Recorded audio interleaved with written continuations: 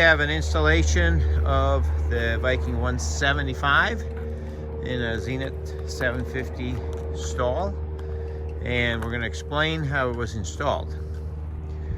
Some of the things, or many of the things, are exactly like the 135, our 130 and our 150 horsepower engines. So you can go back and look at the videos of how to install the cowling, how to install the cooling system, all that kind of stuff. We are going to present the installation of how it was done on this airplane. This did have a 150, now it has a 175. So let's talk about one system at a time. Let's start from the front, talking about the propeller. Same installation as other engines. The supplied propeller spacer from Viking that you can get in your firewall forward kit, then the bulkhead, and then the propeller. And then on this Duke propeller, all the hardware gets tightened to, the inner and the outer screws get tightened to 200 inch-pounds. Of course, you have to set the pitch of the blades. There's videos on YouTube from Viking of how to adjust your blades. On this particular propeller, this must be like a 75 inch or something like that. It's a Flash 3 propeller, and it's made by Duke. It has the American flag on the tips.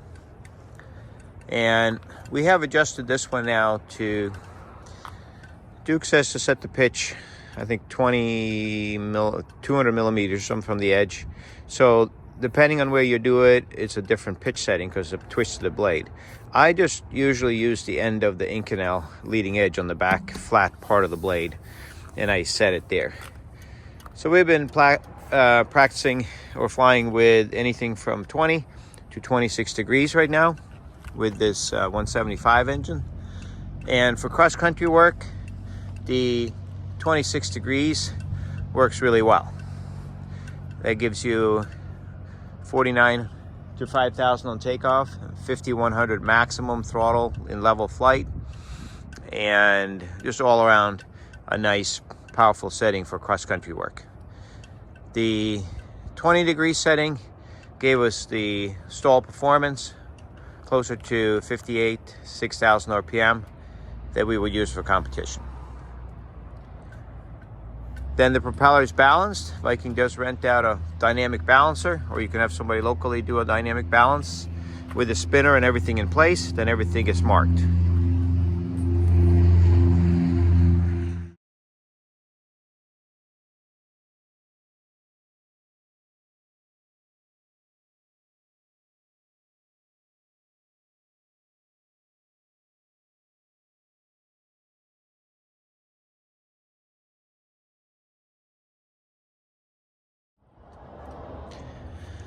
That was this side of the engine, and we'll go over here. There's nothing really to install here as far as intake or anything like that, but you do have a throttle that has to come in. This one has dual throttles, which is available, but yeah, you need a throttle cable through the firewall, and then up to the bracketry that comes with the engine. And then we ended up using the second hole on this one. Since we do have the dual throttle, there's a bracket on each side of this. As you can see, there's bracket, washer, bracket, and a nut. So there's a washer in between the brackets and the bracket that holds the throttles in order for not to bend these. And there's a notch in here that you have to line this up with so it doesn't slide back and forth. So that takes care of mounting it to the engine. And then if you have dual throttles, there's a little piece there that you have to thread onto here, and then you have to thread this one through this one here, and the lock nut or jam nut and all that, and then it clips onto the second hole of the throttle. And then we set the idle stop at Viking, but you likely have to adjust it for 13 to 1400 RPM with the engine warm, and try to idle not below 1200 when it's cold. All right, so that takes care of that. air cleaner goes up front here. Not a lot of room, but it does fit on there. And that takes care of throttle installation. Of course, like I said, lots of videos about all this stuff on other engines. The only thing different here is how the throttle cables come into the engine. This engine has a thermostat that's remote mounted. Let's cover the cooling system next. All right, we've got the hot side of the engine up front. Here's the cylinder head ending up front here. We've got a fill drain plug here, not a drain plug, a fill plug. This is where the heater hooks up for the hot side of the heater. The return to the heater is down here on this part of the engine. We'll go down there later. We also have hose here that goes to the overflow bottle, and it goes here. That bottle is the what we call a larger style that we use now, and it's mounted halfway up and down the firewall approximately, and it always needs to have coolant in it. And that's where you service the engine after the first fill and purging, which is done up here. This plug on newer machined housings might be over here, but in any case, the same idea. There's a standpipe likely here with a plug on top. That's where you would service the engine. One temperature probe goes to your instrumentation. One is for the computer that runs the engine. That one's already installed. This is probably a plug when you receive the engine. You have to put a probe in there that corresponds with the engine monitor that you use, either a Viking View, a Dynon, whatever. So that's, now when we exit over here, the first piece you're going to put on is a 45-degree piece of silicone hose. You have to trim it so that it's long here and it's going to be short over here as far as the length of after the 45. A little 3-inch coupler in here, another 45 trimmed so that you have a short piece here, a little bit longer here. Want to make that turn immediately because of the bracketry of the throttle. Coming down here with a 6-inch extension. We are using a full-size 45 here. We have Oetiker one-time use clamps on all these, except the one up on the engine in case we ever had to remove it. This one underneath there. And the same here, we use a removable Oetiker clamp. And those are adjustable. You can ratchet them once you loosen the screw, ratchet or just move them until a hole lines up here that they're almost tight, and then the rest you do with a screw. We have an inline thermostat on this engine. It works really, really well. I actually prefer this one now. This is an update that can be added to other Viking engines like the 130 or the 150 has a nice one, but earlier engines, if you're having a hard time keeping it warm enough and so forth, an inline thermostat works really well. When you mount it, the thermostat itself inside the housing has a little hole. Make sure that's on top. And you can see that by just looking in here. And also, you will see the bulb of the thermostat, the brass bulb that actually needs to get warm for it to open, needs to face this way towards the hot side of the engine. All right, so the bulb of the thermostat faces this way. The drilled hole in the casing of the thermostat, you will see it up on top. That's the orientation of the thermostat. This will be installed for you when you get it. I'm just talking about for future maintenance. You can use one of these bolts back here, remove the nut, put a spacer in, put a clamp to hold your cooling system right there. It's a good spot. And then from there, you got another 45, a lot of 45s in this installation. And then a 90 coming down to the radiator. And the 90 might not be quite long enough, in which case you'd have to splice in a little piece of straight to make that all work with a 3-inch double beaded extension and another piece of hose. And then down here we also like to use the screw clamp so that it can be removed easily if you needed to. Keep in mind also that these are if these are pulled back or a screwdriver and lifted out, this clip, there's a quick disconnect from these radiators that you can use if you ever wanted to drain it very quickly. You could put a big tub underneath here and just pop that off and let all the coolant go into a clean tub. All right, let's go to the other side of the engine and talk about routing of the coolant tubes. As you can see, nowhere is there any hardware store clamps or anything like that. There's no pressure per se in the system, but still we use the best we can as far as product, silicone hoses, Radiator clamps, so forth and so on. We don't need any incidences based on you know, workmanship that was mediocre or that could have been prevented type of thing. All right, so on this side of the engine, you will have a tube coming down here, and you're going to put a 135 elbow.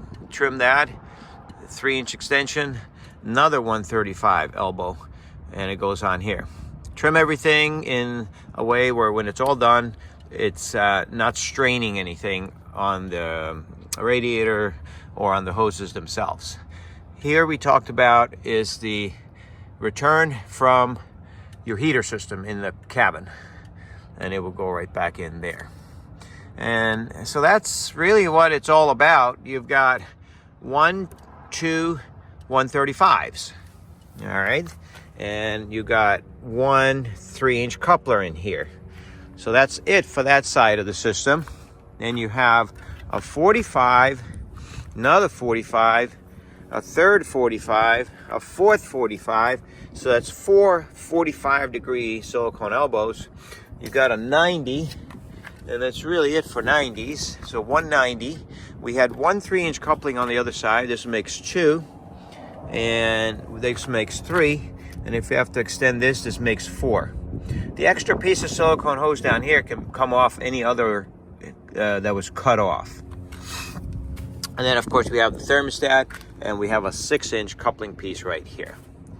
And that takes care of it. And this is all 1.25 inch sizing for this cooling system. Now let's talk about the radiator. Lots of changes or new things have happened at Viking. We have a 195 engine, we have the 175, 150, a 130, a 140 turbo, and they all require different amounts of cooling. Now, granted, we have thermostat, but we still want to make the system so that we have maximum cooling with the least amount of drag. On this installation, it worked absolutely perfect, and I'll show you with the cowling on later, by taking the existing radiator that we used on the 130. It usually mounts, this part is not visible, the radiator sits up in here. That leaves this much for cooling, which was enough for the 130 engine. On this installation, we took the radiator, and instead of using this flange to lay here, we dropped it down to the next flange of the radiator, and it is now attached here. That gave us another 1.1 inch of opening, which was perfect for cooling for the 175, and probably be the best setup also for the 150. Now, for production, these side pieces will be made 1.1 inch deeper, and so for the 150 and the 175, you will have this piece that will go to the bottom again. You will attach it just like you see in the videos, but it will be at 1 inch taller than the 130 setup. The Super Duty, using our engine, which is a slower airplane, more weight, more RPM, all that, already has a side piece that's 2 inches deeper than this one. So those are the, the little changes, and obviously it creates a little bit of confusion, but that's how it goes. The side panels on the new cowling, the cowling that has a built-in ramp in it where the air goes up inside, which now is available for all of our Zenith 750 and 650 models, do not need the piece in the front here that slopes into the cowling to build an aluminum ramp. That's now history. That's for retrofitting and so forth. From now, once we came out with this 175 engine and forward, those shrouds will stop here. There'll be different heights depending on the model of the engine, how much cooling you want, what type of flying you're doing, and so forth. This is not part of the installation, but let's quickly review the gearbox on the Viking engine. It uses a plastic centering bushing in the middle on the drive here. It needs to always be replaced if you ever pull the gearbox off and replenish and put it back on.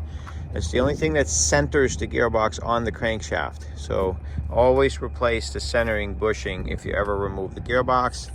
You're going to fill the gearbox with 12 ounces of Mobil 1 75W90 gear oil. You're going to check the oil, or drain the oil and check the magnet for the first 10 hours every hour to break in the gearbox. And from there on, just follow the maintenance instructions on our website. That takes care of the gearbox. You do have a temperature probe on top. That'll be your trend indicator. Maximum temperature is 250, 240 is when you should have a warning about elevated temperature. Drain the gear oil down here. And all gearboxes from now on, this one's marked 48, that's an upgraded gearbox.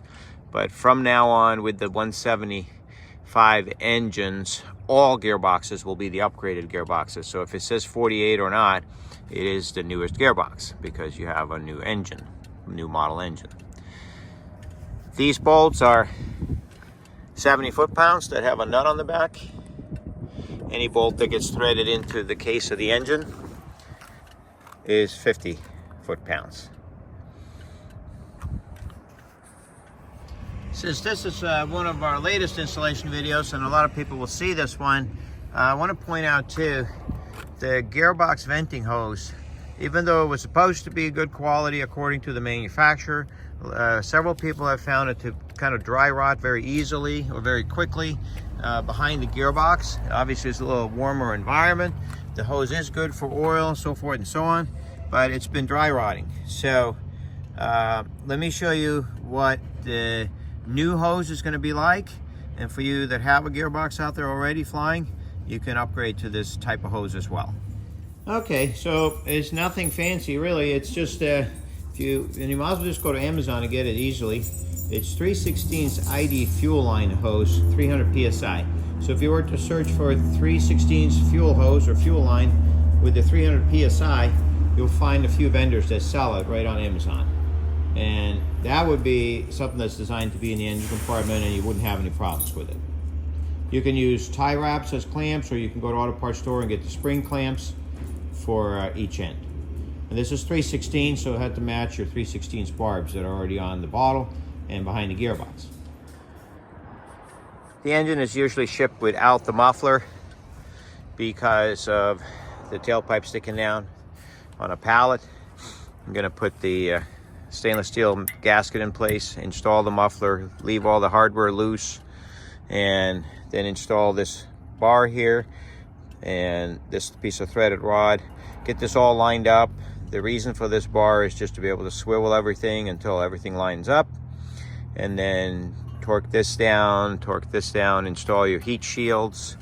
And keep in mind that it's easier sometimes to do this after the cowling work has been done, so that you can find the hole for the muffler with using a string that you bend into the same angle as the muffler and kind of measure and where your hole is going to be. You can also temporarily install the muffler, measure from the firewall, measure from the engine with the cowling and make an X, and then you do have to make a more of an oblong hole in the cowling in order to drop the cowling down and get it off easily. Heat shields, there's one for the alternator and one for the exhaust here. That's to keep the alternator cool. These are also heat shields that go on the engine. The oxygen sensor you see here is just for Viking to do the initial tuning of the engine. If you want to put a O2 sensor kit in there, just to have a gauge in the plane, that's up to you, but it's not necessary to have an O2 sensor. All right, how about the fuel system? Well, fuel system is from other videos. They're all the same on the 750. Fuel hose on this airplane comes right through the firewall right there, and they elected to put the cube up here, which is the fuel flow meter. And then we have a hose that has a quick disconnect that goes right to the fuel rail right down in here, and that's it. And this just snaps on right there.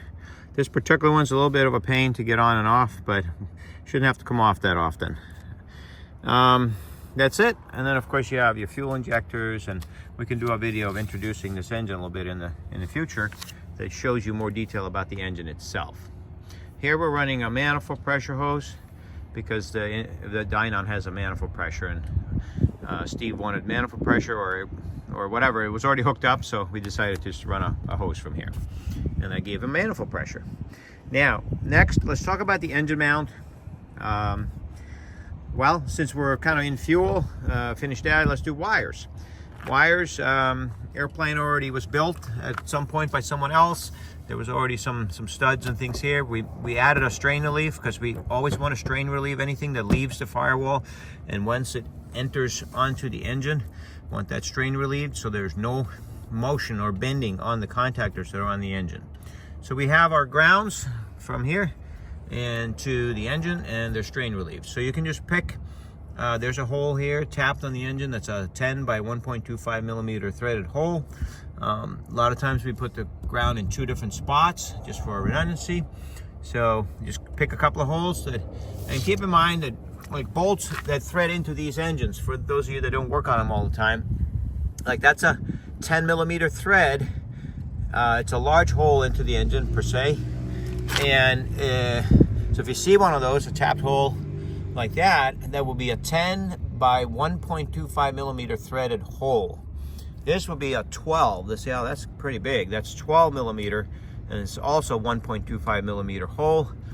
This would be a 6 millimeter by 1 millimeter threaded hole, and the same with like the one up there. So those are 6 millimeter holes. They use a 10 millimeter wrench, but it's a 6 millimeter tapped hole, 10 by 1.0 millimeters per centimeter. So something like this would be that 6 millimeter bolt. Something like this would be an 8 millimeter, and so forth and so on. So that's useful to know if you want to go out and buy a couple of bolts that you use to thread into the engine. Of course, they come in different lengths. All right, now let's do the harness. It's the same. Your engine comes with a harness already on it. You have to use a pass-through here. I think that's an optional thing on our firewall forward package.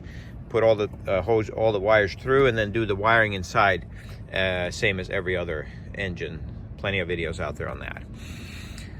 What we did here, since we were retrofitting, we brought the engine computer back here and onto a lug out here so that it gets power when the contactors are on. But this is all part of the schematics that are on Viking's website. Now let's take a look at the engine mount. That is the same, but just enough different that we should go through it. Here, you just bolt it through the firewall, per se as any other engine mount, and you just use 200 inch-pounds and whatever washers you need so you don't bottom out to attach those 6 locations. Sometimes these bolts up here is a little bit smaller, and sometimes they're the same. All depends on the mount and the weight of the engine and so forth. Here is the only thing that's a little bit different. This engine being a larger engine than the 130 and the 150, not by much, but just by a little bit, we moved her closer to the firewall. So you will see a purposely bent tube in here, and it clears the steering mechanism of the Zenith airplane right here. All right, so there's plenty of room here, but obviously just keep an eye, make sure when you bolt it in that it's not rubbing. And that's really the only tube that's different visually to any other tube. Also keep in mind, some people get confused about that these engines are not installed exactly straight. You know, the back of the engine is actually off to the pilot side, and the front of the engine, of course, is centered on the airplane. But the propeller disc is tilted this way. And that's, you know, as you learned in pilot school, is for P factor and slipstream effect and all that kind of stuff. So you will find, like if you measured your engine mount sitting on the floor, that this side will be taller than that side, and that the center of the mount will be over this way, so the engine sits a little bit like that. And that's to help you with the torque of the engine when you take off and fly the airplane, even cross country. A standard layout in here for a Viking installation. You got battery 1, battery 2, pump 1, pump 2, alternator, and maybe a heater or instrumentation. That's kind of an optional switch. So we keep a separate switch and breaker bank for the engine. There's a fuse between, and you'll see that on our diagram, between the main bus of the engine, or the batteries, and what's allowed to be used for the rest of the airplane. So the engine gets everything, and then there's a fuse between that and off to what you can distribute for your avionics, your lights, so forth and so on. Here we're running 5 amps for the fuel pumps. You need more than that. Don't confuse this with earlier engines that didn't have in-tank pumps, but for these modern engines, 5 amps for the fuel pumps, 5 for the alternator field, 5 for the heater, and 30 amps for the ignition cranking. Not the ignition of the engine as far as, you know, the computer, but just to crank the engine and get it started. All right, these kinds of panels, we can make these up. We don't like to do it. I don't like to sit there and wire. but yeah, we do have these available, and we can put the switches in for you and all that.